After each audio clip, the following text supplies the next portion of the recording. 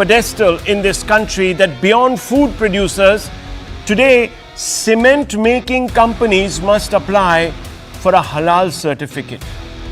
Companies that make iron rods, yes, ordinary saria or angle iron that is used in construction, must apply for a halal certificate.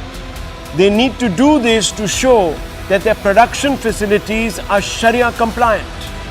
As if living in a home that isn't constructed with kosher cement or iron is blasphemous or haram. Forbidden is Islam. Crores are collected this way, and those companies that refuse to pay risk losing business from a community or risk losing markets abroad, the ability to sell, for example, viewers, in West Asia. Those that pay pass on the cost of paying for the certification onto the consumer, onto you, onto me, which means non-Muslims are forced to pay more for goods and services. And that's why the Yogi government, backed by the NDA, wants this halal certification system shut down. Solicitor General Tushar Mehta told the Supreme Court as much. And he said, and let me quote him, "So far as halal meat, etc. is concerned, nobody can have any objection. But your Lordship would be shocked, as I was shocked yesterday, even the cement used is to be halal certified. Sariyas or iron bars used have to be halal certified. Water bottles are required to be halal certified. Even atta, wheat flour and besan, chickpea flour have to be halal certified. How can besan be halal or non-halal? A few lakhs of crores are collected through certification," unquote. As a columnist recently asked, does the Akal Takht give its stamp and certification to consumer goods in exchange for a fee? Do companies need to pay the Vatican to have their products cleared for consumption by Christians? Does the Dalai Lama issue his stamp and seal to products that are to be used by Tibetan Buddhists?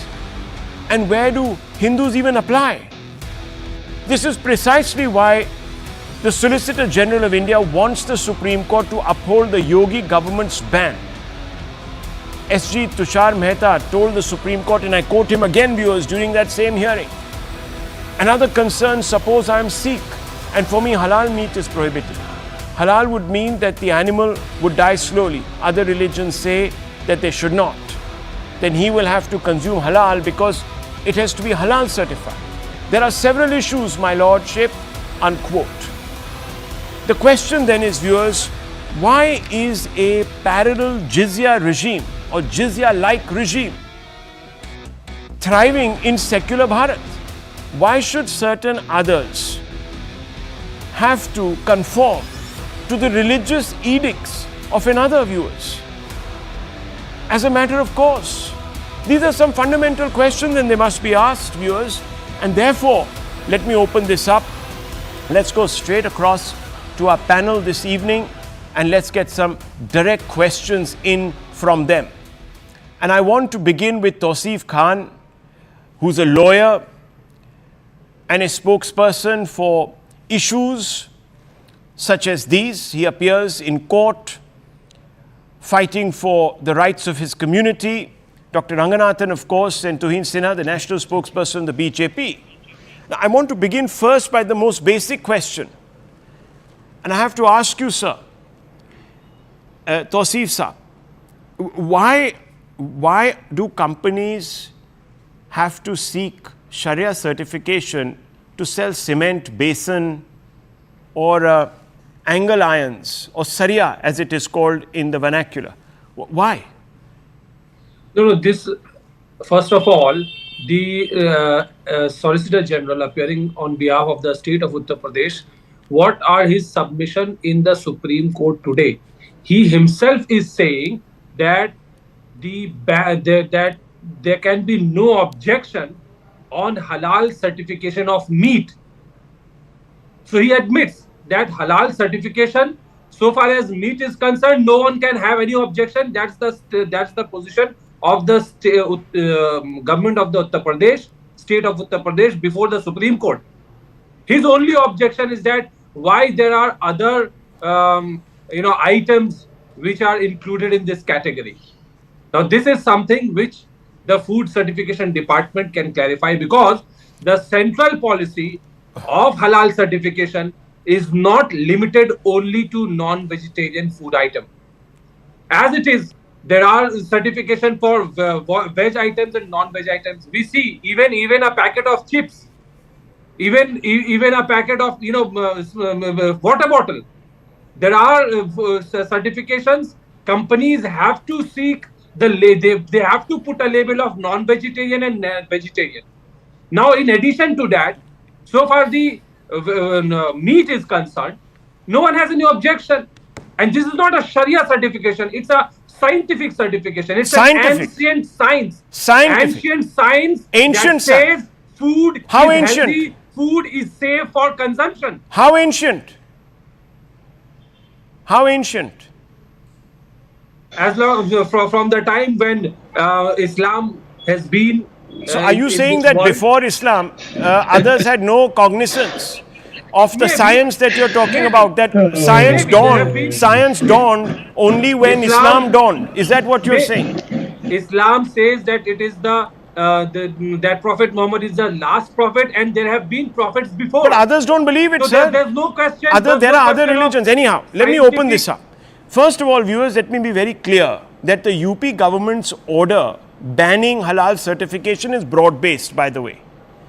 This might be one particular lawyer's, a counsel's submission that, okay, when it comes to meat, there can be no objection. But the UP government, the Yogi government's move to ban halal is very broad-based, viewers, extends across foods also. So let me put that into perspective. What we haven't understood from Mr. Khan as yet is, why is it that one community is being serviced exclusively on religious lines in a secular state, and should this not be stopped? Dr. Ranganathan, I want to ask you, what's the logic here? Explain it to me. Good evening, Rahul, and good evening to my fellow panelists. Look, it's a welcome decision by the UP government. The halal certification by private agencies is the first step towards a Sharia compliant India. Not just meat, but cement, sofas, medicines, makeup are being certified halal. Rahul, please check if your studio that is in UP is halal certified or not. Well, I don't know if it's made with kosher, Sharia and cement. If it isn't, it's not. I hope it is, otherwise Tausif Bhai will just walk away. No, but look, two issues here. And I dare say both are being overlooked by the Supreme Court. I wonder why. Number one, why do we need multiple official agencies to certify food and other products? This is, Rahul, an open invitation to corruption and blackmail. The UP government order states, quote, the right to decide the quality of food items lies only with the authorities mentioned under the Food Safety and Standards Act 2006. Thus, halal certification of food products is a parallel system which creates confusion regarding the quality of food items and is completely against the basic intention of the said act and is not tenable under section 89 of the said act. Now, why has this come about? Because Muslim entities like the Halal India Private Limited, Jamaat-e-Ulema-e-Hind Halal Trust, Halal Council of India were exploiting religious sentiments to boost sales by providing halal certificates to customers of a specific religion. Rahul, one cannot stop anyone from labeling a food, Sharia compliant or not. But if at all, any agency should certify food halal or GM or Sattvic or otherwise, it should only be a government agency.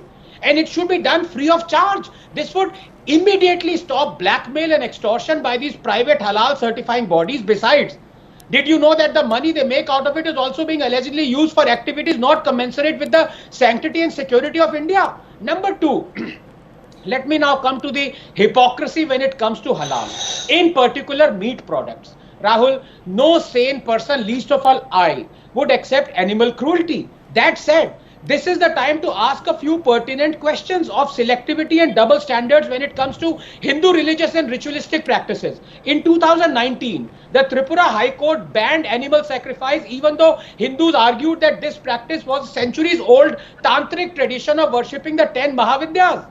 that the Hindus pleaded was also in keeping with the famous 1954 Shirur Mutt judgment that established the sanctity of an essential religious practice. But the judges would hear none of it. In 2014, the judges of Himachal Pradesh High Court had similarly banned the 600-year-old tradition of animal sacrifice during Kullu Dashera. Just yesterday, Kerala police on directions of PETA raided and banned rooster sacrifice in a Kerala temple in Chambala. The question to be asked is, why should only the religious Hindu be prevented from conducting animal sacrifice? If the state is against animal sacrifice, and laudably so, then shouldn't it be against all animal sacrifices conducted in the name of religion? But is that the case?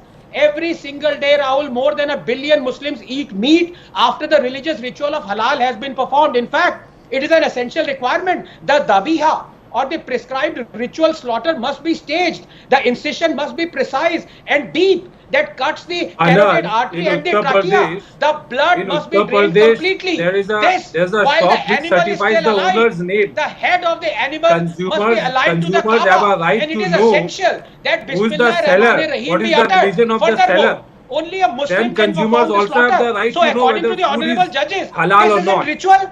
In fact, this ritualistic practice has been deemed so cruel in many European countries that it is banned or made mandatory to stun animals before performing halal.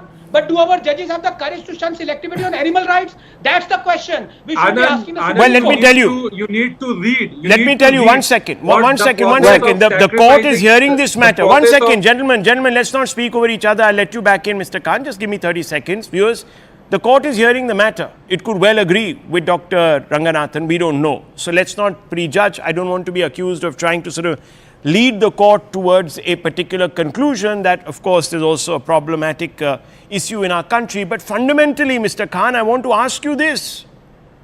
Dr. Ranganathan says, why should only one community's belief systems be exalted or put on some kind of exclusive pedestal? You know that halal can only be carried out by a Muslim. No, Mr. So Ranganathan a certificate or certification only benefits one community.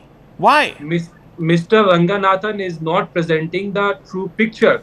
He is forgetting that in Uttar Pradesh, any shop owner has to display their name so that the consumer has a right to buy from from a shopkeeper of a certain religion. No, how is that connected? And hang on. When Yogi Adityanath made that law, Please do not interrupt. Let me finish. Anand, please. You are the one interrupting me, Tausif. Now you are the one interrupting me. Rahul, now you are saying I am interrupting you. No, please. How does it please, feel when I interrupt? Okay, one second. Let's. Okay.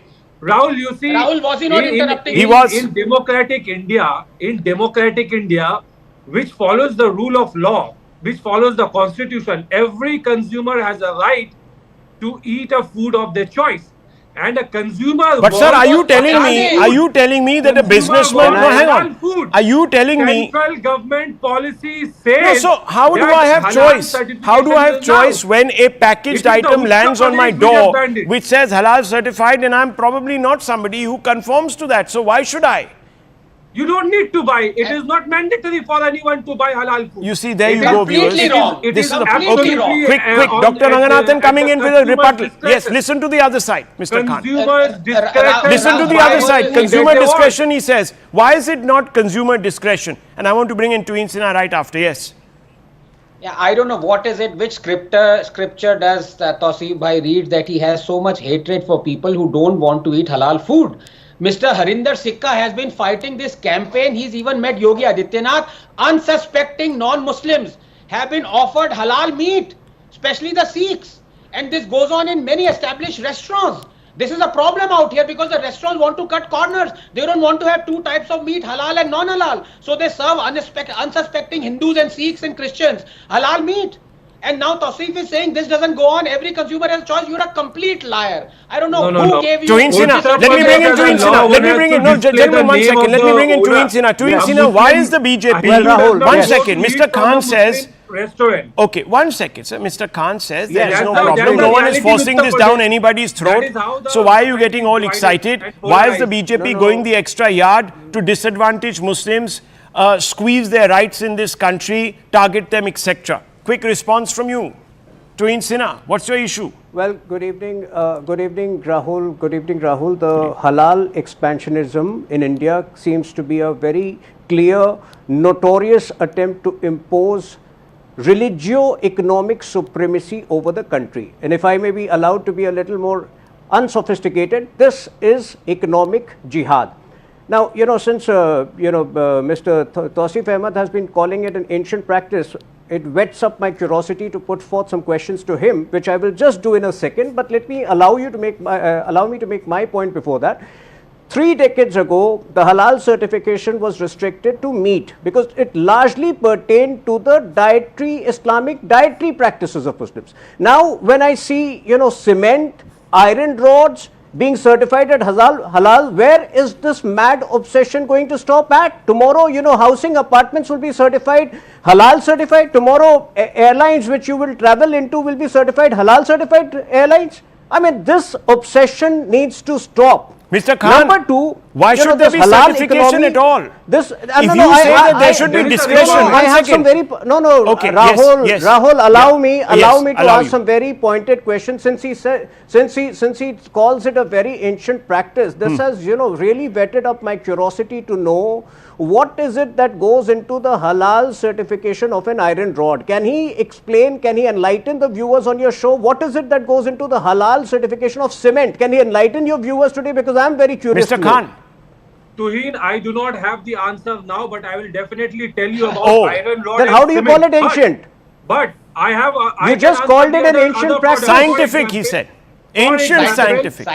For example. Yeah, you called scientific ancient. No, viewers, allow me, viewers, 1 second, Mr. Halal Khan. certified. 1 second, Mr. Khan and Mr. Where Sinha. will this stop? Yes, let me ask the fundamental baseline question, Mr. Khan. process- Listen to me. This is a question that is coming to you. Cleaning the meat. Okay, 1 second. process Mr. of Khan, draining why the should blood there be from the certification vein at all? out Hang on. of the 1 second, Mr. Khan. Why should there be certification at all? If Muslims believe that they must serve Sharia meat, Muslims should go to shops where the proprietor says, yes, this is halal meat and it is being served. And since you know that it can only be done by Muslims, since all shops now are supposed to bear the name of vendors, you will know who's a Muslim and who's not. Go to their shops. Now, Rahul. No, you just said there should be freedom of choice. Why should there be not freedom of choice for producers in this country?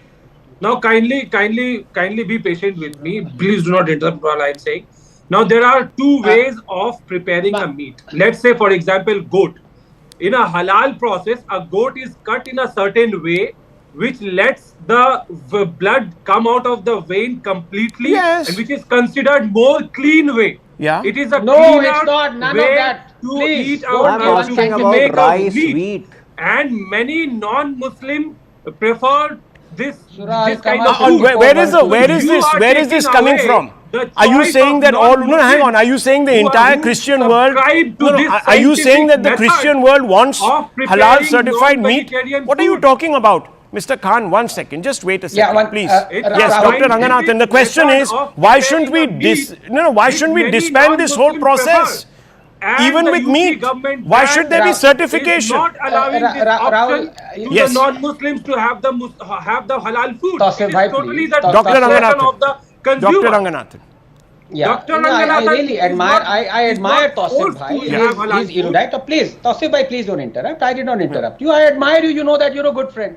Now, when he says, perhaps correctly, that Islam follows science and it is scientifically proven fact.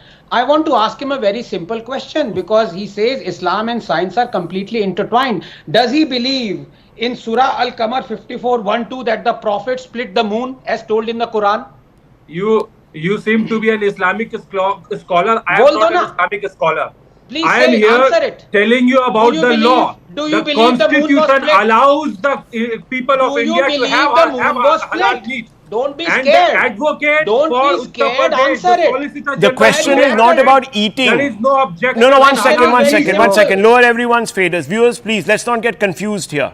There is a deliberate attempt at obfuscation. Let me tell you this. And Dr. Ranganathan has hit the ball out of the park. He says, tell me where there is science involved in this. If you believe that Islam and science are intertwined, here's a question. Now, obviously, Mr. Khan is not going to go against the scripture because I don't even want to go there because the punishment for that is unmentionable. But viewers, let me tell you one thing. The question here is of choice. Why should there be a certification agency apart from the government? It's very simple, viewers. Which other faith is allowed these concessions? And why are these concessions being given? This is a fundamental question. If there is a question mark over the kind of meat that Muslims must have to consume, that should be left to the FSSI or the BIS. They should go to a particular shop that says that, look, we produce kosher meat here, like it happens in the West. Why should some third party be allowed to give certification and take the money? And what about the producer's choice? They say there should be discretion. So the producer should also feel free to say that I don't want your certification without fearing the consequences, that his business will be hit or will be boycotted by a particular community. Because this is the fundamental question. There is a two-nation mindset that is prevailing. Whether it's Article 370, whether it's this, whether it is Waqf, whether it is several things. And who is going to catch the bull by the horns? Yogi's made a start. I hope the Supreme Court follows through. Dr. Ranganathan is right. The matter now has reached the courts. The courts need to apply their mind. Their lordships, that is, if they can, of course, bring themselves to set aside virtue signaling and really look at the letter of the law. Anyhow, viewers, it's been a very, very, very critical day for India. Donald Trump's first day as the 47th President of the United States was about shock and awe. If India was hoping that Trump's executive orders would somehow not impact it, then perhaps it has not quite read the script right. Trump has threatened a trade war on BRICS nations, promising to impose 100% tariffs on exports from these countries. But while those tariffs may be a while away, Trump has moved to hurt millions of non-resident Indians in the United States, and through them, India's remittance economy.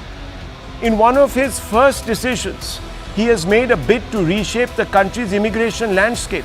He signed an executive order that targets multiple immigration laws, including the long-standing principle of birthright citizenship guaranteed by the 14th Amendment. This law states that, and I quote, all persons born or naturalized in the United States and subject to the jurisdiction therefore or thereof are citizens of the United States and of the state wherein they reside, unquote. That means if you're born in the United States, you acquire automatically the citizenship of the United States. Legal, illegal, it doesn't matter. However, Trump's executive order seeks to reinterpret this amendment, asserting that children born to non-permanent residents are not entitled to automatic citizenship. This drastic shift in policy is expected to impact millions of Indian Americans residing in the US. In fact, the number is 1 million as of last, because they are still waiting for their citizenship.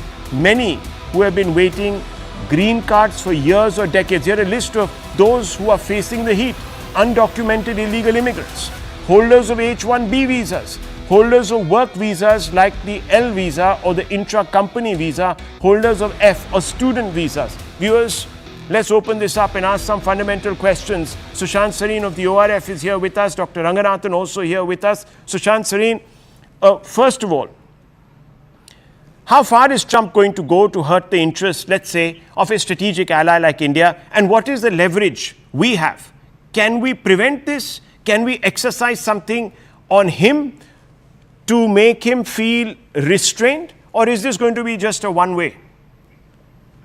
Yeah, Rahul, I think we need to, also be very clear. Immigration policies or naturalization policies of every country is a sovereign decision which countries make.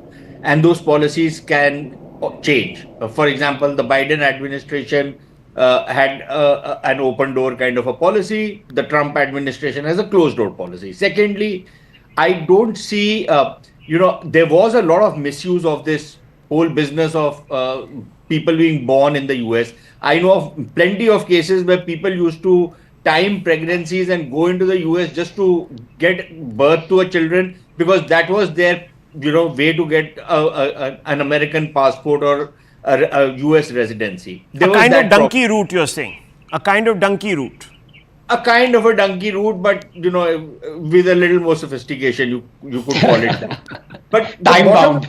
Look, how can and to think that Trump has taken these decisions with India in mind. Yeah, maybe Indians will suffer, but I suppose the Mexicans will suffer even more. The Canadians might suffer even more. There will be many other nationalities which proportionally will probably suffer much more than Indians will suffer, right? So it's not something which is designed against Indians. It will affect many Indians who are in the United States. But the fact of the matter is that you cannot say that, okay, you have this kind of a policy, but you give an exemption for India. I don't see how. But I'm being told now, and there are reports that are emerging from Western media sources that seem to suggest that India is proffering 18,000 illegals, saying that, look, we'll identify them, we'll get them back, just ease up on us. That's what we're hearing.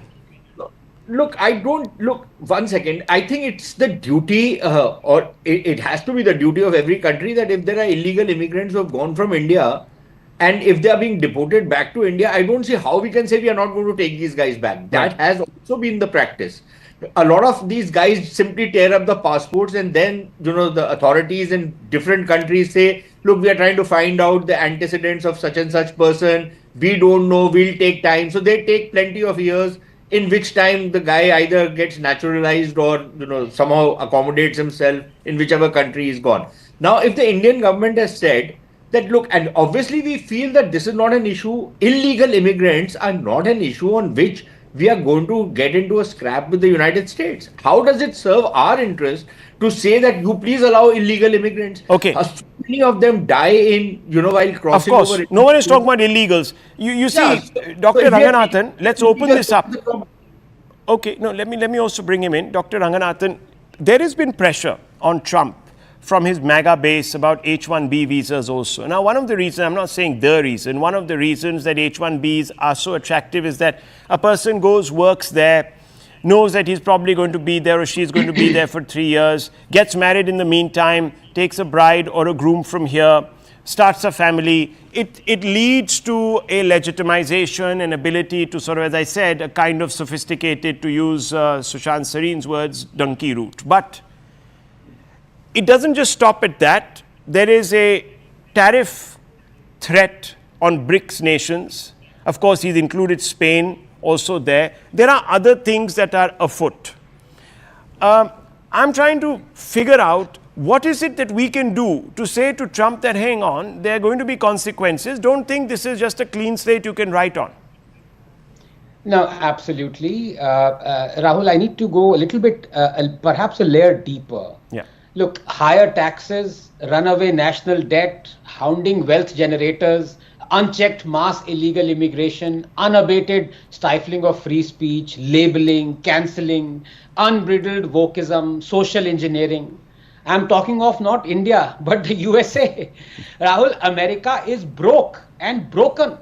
And that is why Trump managed to convince majority of Americans, the blue collar and the working class principally, the Latinos and the blacks, through promises that are quite frankly straight out of the socialist cookbook, if not the communist manifesto. Protectionism, high tariffs, trade renegotiations, quotas. In short, an American license Raj Indira Gandhi would have been proud of. A quick glance at Trump's executive orders, slew of them. And one thing is crystal clear. This time round, Trump is even more virulently America first, virulently anti-globalization, virulently anti-Vasudhaiva Kutumbakam. He is choosing tariffs over talent, and therefore, although in the short run this might help America because through protectionism and high tariffs and quotas, Trump will create more jobs for Americans, more domestic growth and setting up of factories and lower imports. In the long run, protectionism and high tariffs result in what they've always resulted in. a socialist trap that ultimately destroys a country's economy through less choice for consumers, outdated technology, increasing friction with other countries, and higher prices because of lack of competition and rule of monopoly. Remember Ambassador cars and Campa Cola? So we need to think carefully as to how India can traverse this tricky journey for the next 4 years, especially because finally we are seeing the face of new India. It has taken 10 years for the Modi dispensation to stand up to Western bullying and to expose the hypocrisy on Ukraine, for example. Look, Trump realizes we can no longer be bullied. Right. Trump actually has an ally in Modi. He must realize it. He must realize that we are a friendly democracy. Talking of which, just 10 seconds. Grafters, pedophiles, extortionists, anarchists, swindlers, family members, arm dealers who were convicted by judges of the United States of America have just been acquitted by the presidents of the United States of America. These are the people who preach justice and democracy to us. Well, viewers, at the end of the day, this too shall pass. If Trump wants to go down the protectionist route, he only has to look at our story to know where that gets you. So if Trump digs that hole for himself, he'll probably be buried in it. That's for him to figure out. He has 4 years, viewers. India is going to be around for a lot longer. We'll move on, viewers, because in the capital, it's all coming to a head. Prime Minister Modi is going to be stepping in to the arena. 3 rallies, massive rallies across the city. The last one will end on February 2nd, 72 hours before polling on February 5th. Viewers, the BJP today in advance has announced a slew of new freebies, promising that this is welfare. So basically, viewers, when AAP comes out with their freebies, it's bravery. When the BJP announces its freebies, it is welfare. There's a bit of hypocrisy here. There's hypocrisy on other issues too. But will all this add up to put the BJP in pole position? Fundamental question. And we are speaking tonight to Jay Panda, the man the BJP has put in charge of running the campaign in the national capital. And viewers, we've asked him some pressing questions in an interaction that I had with him a short while ago. Listen to this, viewers. Hello viewers, we're in the thick of Delhi poll season, and who better to speak about the BJP's prospects but its National Vice President, Jay Panda, Member of Parliament from Kendrapada, but been given the all-important task of looking after running the BJP campaign in a city or in a city-state where it hasn't won for more than 3 decades. While you do fantastically well at the Lok Sabha level, the BJP seems to come up short, and it has been now consistently over its 6 elections. Why?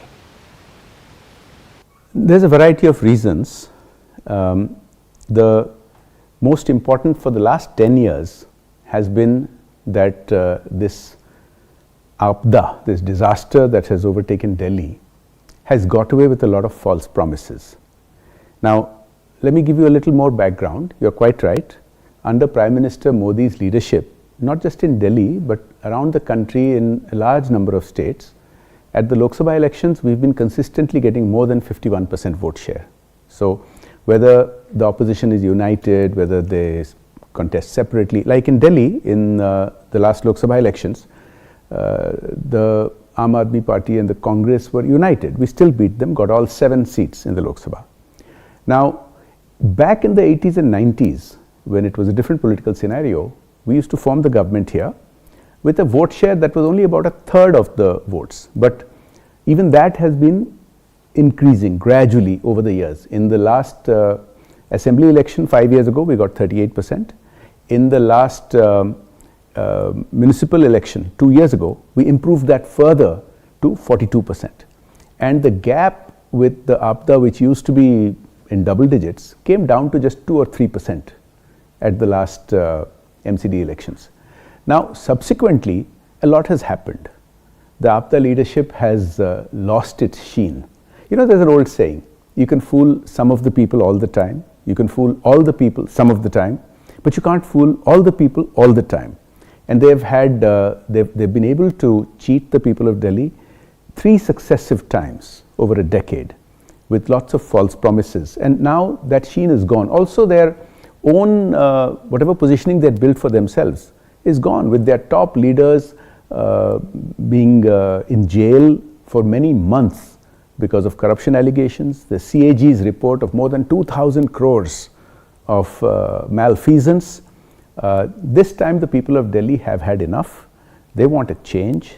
They want to give a chance to the BJP. Well, look, you said that the AAP party had been able to sort of pull the wool over the people's eyes. I mean, I'll give you specific examples. No, so I'll come to that. But the BJP actually hasn't won even under Sheila Dikshit. So is it because you haven't had a leader to rally the campaign around, someone who cuts across various groupings and puts your point across in a manner that is credible?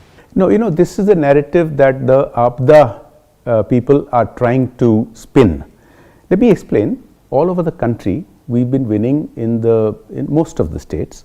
And if you take the last 12 months, we won in states that nobody gave us a chance, whether it was Chhattisgarh, Odisha, Haryana, Maharashtra, and everywhere we have collective leadership. At the national level, we have the world's most popular leader, Prime Minister Modi. At the state level, we have collective leadership, and we come up with very good faces after the election. So that's not a reason. And the reason that the APDA people are trying to spin this narrative is because they themselves are in a big dilemma.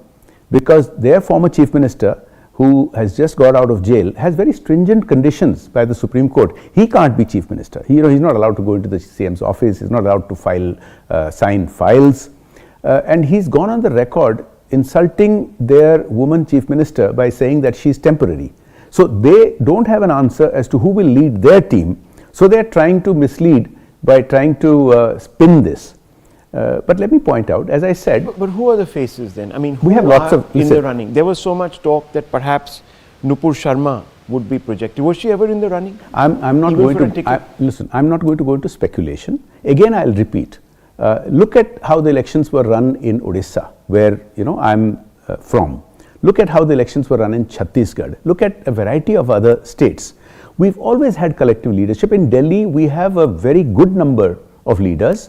Now, you talk about people you projected or you've given tickets to. So the BJP prides itself as a party with a difference. It's an old sort of Mr. Advani's sort of line that was given. Yet you fielded candidates like Ramesh Biduri from Kalkaji. He's been in the news not for the right reasons. I don't need to tell you some of the comments that he made in Parliament, again against Priyanka Gandhi Vadra, etc. In an urban setting like Delhi, do you think this is a disqualifier? I want to make something very clear. The BJP sets very high standards as far as the dignity of women is concerned. Prime Minister Modi and the Modi government have done more for the upliftment of women than anybody in many, many decades. You look at the campaigns for Beti Bachao, Beti Padhao. You look at the campaign. Let me answer that. So we've made it very clear that our candidates, our Karyakartas are expected to hold to certain norm. The particular example that you are citing, the person has already expressed his regrets. Maybe in the spur of the moment he said something that he regrets. Once somebody has expressed regret, I think we should let that bygone be bygone. The people who are trying to rake it up are obviously with a political motive. They are trying to stir that water. The reality is, the APDA party in that particular constituency, which has a woman chief minister, openly calls her temporary, openly slights her on stage. If that is not an insult to women, I don't know what is. But was a message sent to Mr. Biduri? When somebody has apologized, when somebody has expressed regret for saying something, got carried away by the moment or something, I think we should let that rest. Nupur Sharma, ever in contention? I'm not going to go into specifics because but you're not denying. I'm not going to go into any specifics. Let me put it this way. I'm neither denying nor confirming. Look, the BJP is the world's largest party in history, and it is also the world's most transparent and democratic party. So yesterday's tea seller is today not only our 3-term prime minister but the world's most popular leader. We have chief ministers in many states, in Odisha, in Rajasthan, in many other states, who are people that have come up from the rank and file. So any Karyakarta can aspire to contest in the BJP. Do you think Nupur Sharma was wrong? Let me just complete. So it's not just a party where you can pull strings and get tickets. So the reality is we consult our Karyakartas at the district level. We consult our Karyakartas and leaders at the state level. It goes up to the highest level, which is our parliamentary board, which decides. We take all kinds of feedback, including surveys. All I will say is that we have put up very strong candidates, and we have considered anybody who was an aspirant, but the decisions that have been taken with a sense of responsibility and collective decision. Do you think she was wronged, Nupur Sharma? I'm just talking in the sense that she was a very prominent face in Delhi. Do you think she was wrong? Do you think your party has missed out on having her campaign? Look, I don't think that is relevant to the current discussion about the election in Delhi, but overall, I think if you analyze not just this case but many cases, and I believe you yourself have gone into some of these issues, there is certainly a hypocrisy out there when it comes to people who are targeted. People who are targeted.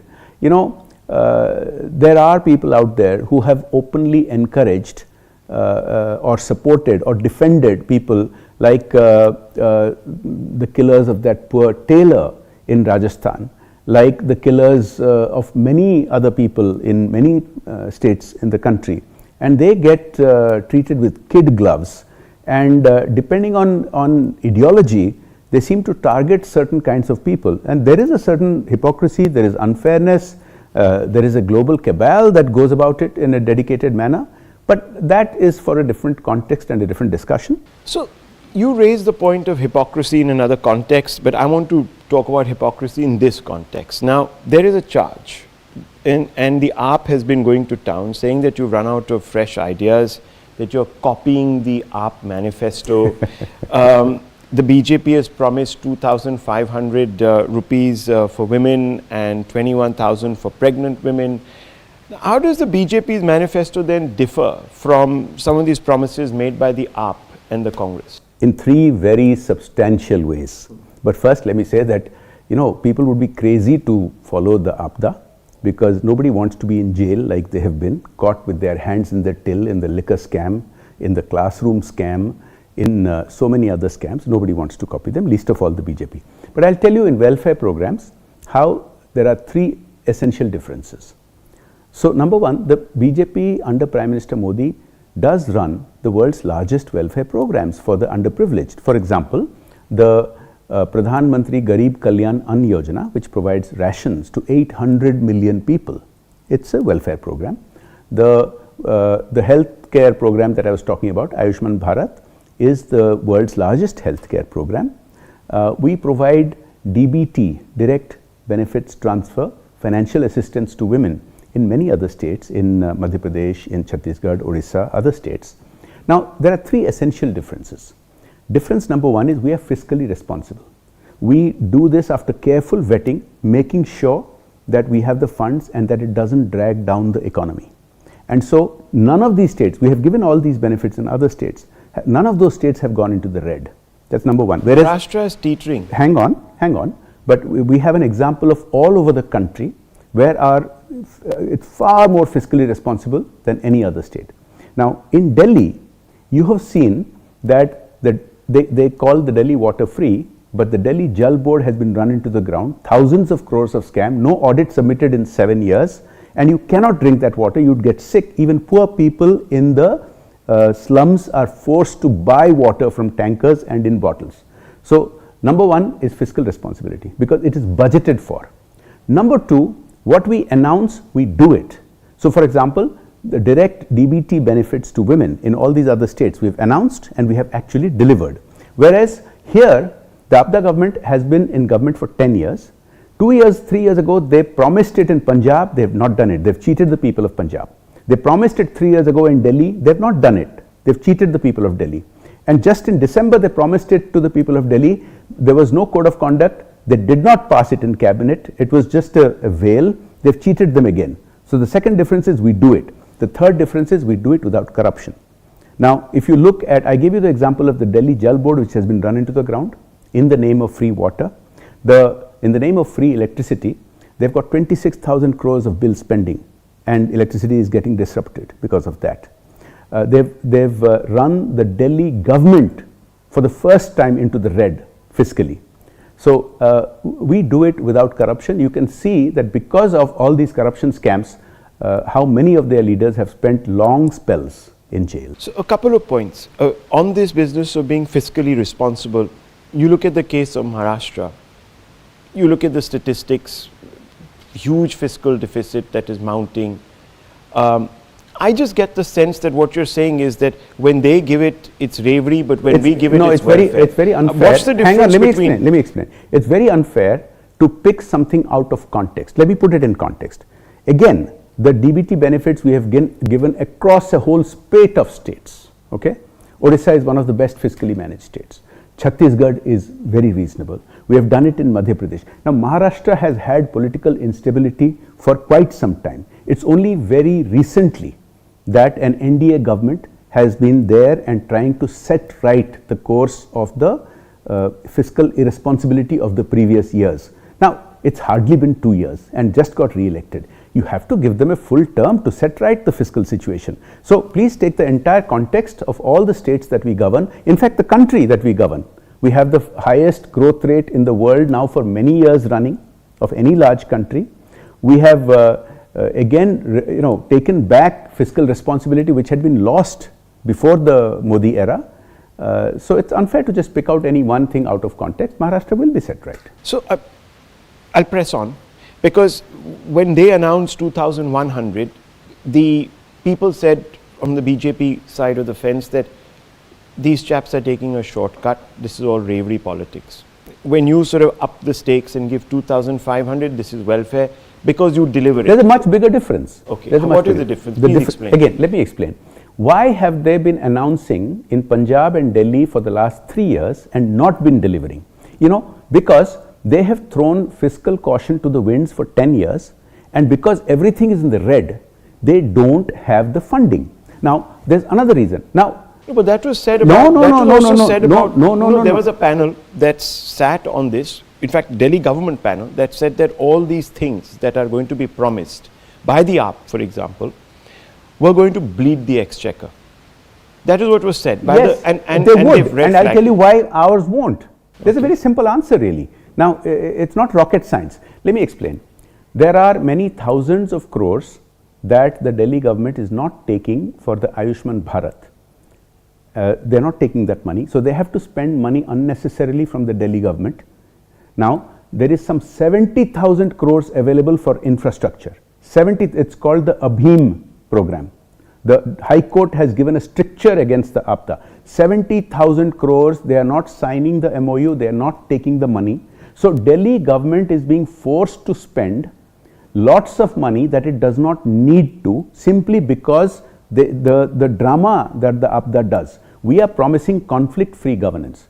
We are promising that we are not going to blame the other states, we are not going to blame the other actors. We will provide a double engine government, and like we do in other states, the fiscal imbalance can be corrected because there is large quantum of central funds which these people are not utilizing because of political, because of politics. Now, for Yamuna, thousands of crores they have taken and there's no result. What have they done with it? They've siphoned it off. Corruption-free governance will set right the fiscal imbalance, taking the funds of the Modi government. But what is really amazing is there are also other non-BJP governments in the country which take all these funds from the Modi government for Ayushman Bharat, for many of the other infrastructure projects. These people are just being cussed about it. It's interesting because the problem with Delhi is, of course, that jurisdictionally it is divided between the LG's office and the CM's office. There's no office. Jurisdiction that stops them from taking central government money. Okay. So that's what you're saying. You're saying that they're being They're being cussed. They're being cussed. Look, every day they come up with a new drama, with a new bahana, only to point fingers, because they are mostly interested in siphoning off money. They are only interested in announcing their own schemes where their the MLAs, not only their leaders, but some of their MLAs are in jail for serious extortion, for MCOCA charges. They're thugs. Now, you can try to explain it away any other way. There's no rational explanation for not taking tens of thousands of crores that the Modi government is offering them. But do you believe tell me something. the relationship could have been better managed? Why does you explained about this conflict with the LG? Why is there no conflict with the current CM? Why was it only with the leader of the ABDA? It's look, because the current CM is temporary. Her own leadership has announced. The leadership and of I suppose the ABDA, you'll also talk about the Jammu and Kashmir example. The leadership of ABDA does drama every single day, has no intention of governance, has not shown any governance for the last 10 years. Where is the infrastructure? So you're saying that a large number of things are not covered really by the LG's office, roads, medical, education, so you haven't even done well there. We can go into it in great detail, but the proof of the pudding is, if you don't take tens of thousands of crores of central government money and you run your state into deficit, that's the reason their 2100 is not, they don't have the money to give it, whereas we will have the money to give it, because we will not be focused on conflict, we will be focused on cooperative government. And it's not just a BJP and BJP, this happens in other states also where there are non-BJP government. Though you have promised statehood, that doesn't now feature anywhere in the conversation from the BJP side. You had promised full statehood to Delhi, but that hasn't quite happened, right? Well, you know, Delhi is a very special situation. It is the capital. But you've gone back on that. Look, it's not an issue in this election. It has been discussed in previous elections. The fact is, Delhi does not look like the capital of the 5th largest economy in the world. We are headed towards becoming the 3rd largest economy. Yet Delhi looks in shambles, and that's not the way it ought to be. And with all the devolution of power that the ABDA people have had, they have misused it. They have simply siphoned off money, gone to jail for it, shown no governance. We will fix that first. On corruption, and I know this is something that the AAP sort of prides itself in having been the cleanest party and running an anti-corruption agitation, but nonetheless, the MHA's approval suddenly comes for prosecution sanctions against Kejriwal and Manish Sisodia in this liquor policy matter, excise policy matter. Many questions, even neutral observers, have been questioning the timing. You know, this is very odd, because let's take, for example, the bail which was denied to these APTA leaders, for some of them for 2 years, for some of them 1.5 years, some of them a year. This is not something that's decided by the BJP. This is not something that's decided by the union government or by the agencies. These are decided in a court of law. Now, it's relevant to what you've just raised. Why was, normally the principle in India, the judiciary has made it very clear that bail is the norm. When is bail not given? When there are serious allegations which are backed up by prima facie evidence or by money trails, and the people could influence witnesses. That's why until witnesses' statements are all taken, all these people, all these so-called leaders of ABDA had to spend long months in jail and they kept blaming the BJP for it, and they kept blaming the agencies for it. But the agencies have to justify the bail in front of a judge, in front of a court. Now the same thing, the approvals take a process because it has to be vetted. You can't make it whimsically. You can't give it whimsically. Now when the approval comes, it has to meet a checklist of all the vetting that has to be done. And you know, trying to spin that again to try to become a victim, it's the same old victimhood narrative. It doesn't work anymore. So you say that the timing is not going to, it's not an issue. It's coincidental. Coincidental. Nobody has been waiting to start prosecutions just when an election campaign is on. It's coincidental. I want you to discuss a little bit now about the prospects of the BJP.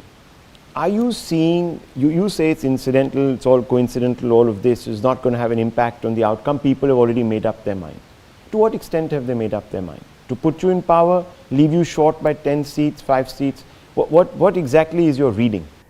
I have been spending a lot of time on the ground, going around various districts, having interactions, not just with our party workers, but also with opinion makers. I've been meeting people in RWAs, I've been meeting representatives of the slum areas, I've been meeting representatives of, for example, the auto drivers, for example, domestic workers, many other such things.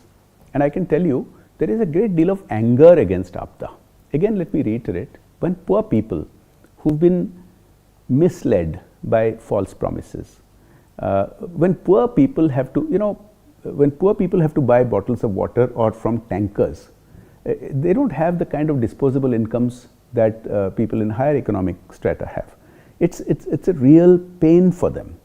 And when the basic amenities are not there.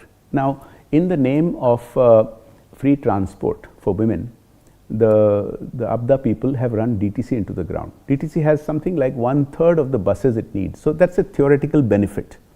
Now, people suffer from that as a result of lack of proper public transport. Public transport is in a mess. You're saying there is almost triple anti-incumbency over 3 years. There is 3 terms. 3 terms, 10 years of severe anti-incumbency. I can tell you that in sections of society where we used to get fewer votes, we are getting very good responses. But you see the margins are, there are only about 15 seats that were decided by about 10,000 or fewer votes. The rest there have been clear margins. So are you going to be able to, look, there's a long way to traverse. I think the point I made at the very beginning of this interview probably hasn't got across, so let me reiterate something. The margin back, if you take back, if you turn the clock back, the margin used to be in double digits, something like 12, 13, 14% difference. In the MCD, it came down to 2 or 3%. Local polls. So the assembly and the MCD are local elections where people know that it's a different voting than for national elections where they know. But this has been the story of Delhi. Lok Sabha you do well, MCD you've done better, but then again it's not been the story of Delhi, because even in local elections the gap used to be substantially higher. This is the basic so put point. A number.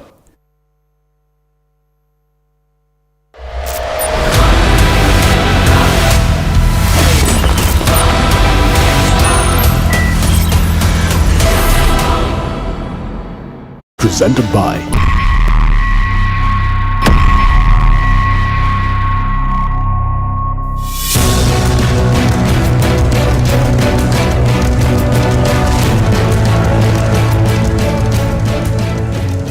Ladies and gentlemen, please welcome the 47th President of the United States of America, Donald J. Trump, accompanied by the First Lady, Mrs. Melania Trump.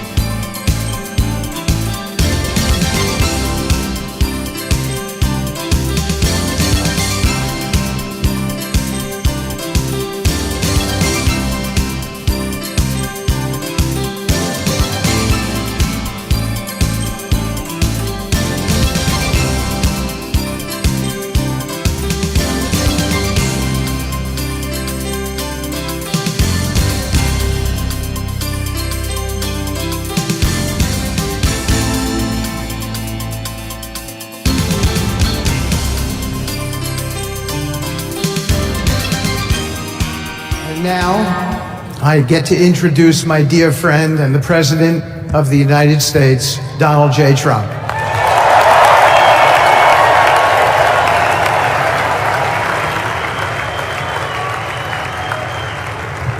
Thank you very much, everybody. Appreciate it. So now the work begins. We won, but now the work begins. We have to bring them home. And as soon as I leave, I'm going to the Oval Office and we'll be... And to the former hostages with us today, welcome. And welcome home. Some of the folks are former hostages. Not a good situation. The 3 young ladies that came home yesterday, you saw that. More coming home every day now. They're coming home. And you're witnessing the dawn of the golden age of America. That's what it's going to be. We're bringing it back. We're going to bring it back fast. We're going to bring it back fast.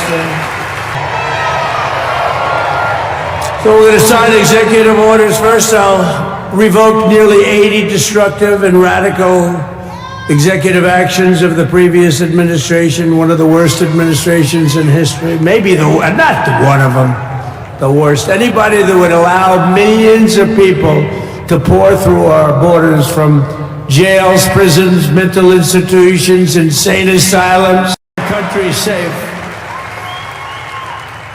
So thank you very much. All over the world, they're emptying their prisons into our country. They're emptying their mental institutions into our country. It stops as of 1 o'clock this afternoon, okay? It stops.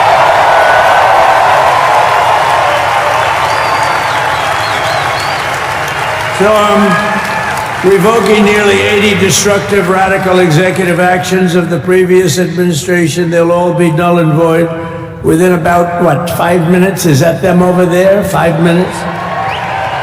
And next, to gain immediate control of the vast federal, out-of-control bureaucracy, I will implement an immediate regulation freeze which will stop Biden bureaucrats from continuing to regulate. Most of those bureaucrats are being fired. They're gone.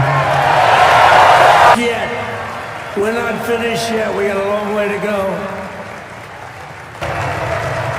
Next, I'm going to sign a presidential memorandum directing every member of my cabinet to marshal every power at their disposal to defeat inflation and rapidly bring down the cost of daily life, because your costs